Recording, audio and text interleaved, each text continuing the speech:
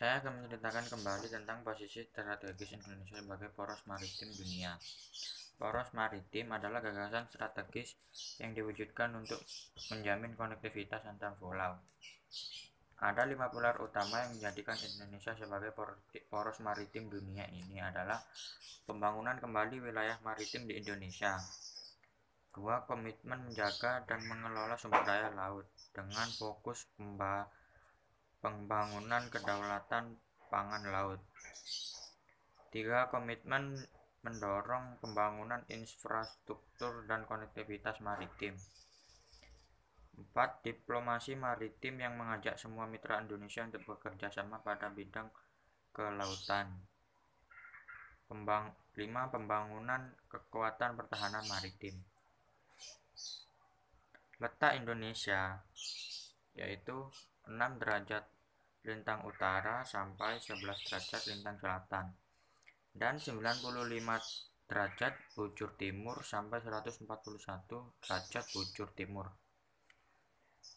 Dampak letak astronomis yaitu pertama, Indonesia terletak di wilayah yang beriklim tropis karena dilewati oleh garis khatulistiwa. Ciri iklim tropis yaitu disinari sinar matahari sepanjang tahun dan negaranya kepulauan, maka terjadi penguapan yang tinggi serta kelembapan udara yang tinggi.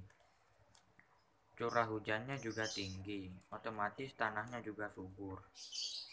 Dampak letak geologis yaitu Indonesia ada di wilayah pertemuan 3 lempeng besar, sehingga sering terjadinya gempa di Indonesia. Banyak terdapat gunung api dan keanekaragaman flora dan fauna. Dampak letak geografis yaitu adanya angin muson. Ia terbentuk karena letak Indonesia ada di 2 samudra yang ada di antara 2 benua, maka terbentuklah angin muson.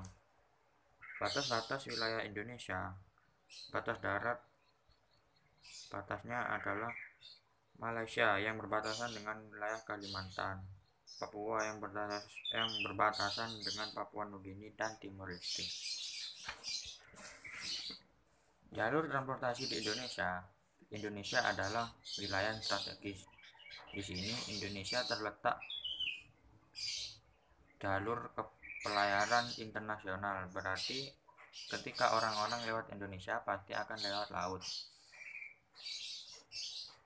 Lautnya yaitu Laut Natuna, Laut Flores, Laut Banda. Untuk transportasi kemudian ada selat-selat yang digunakan untuk pelayaran internasional maupun nasional. Selatnya yaitu ada Selat Malaka, Selat Sunda, Selat Makassar, dan Selat Lombok. Selat bisa dikatakan sebagai pintu gerbang. Jadi kalau mau masuk Indonesia pasti lewat selat itu. Terima kasih.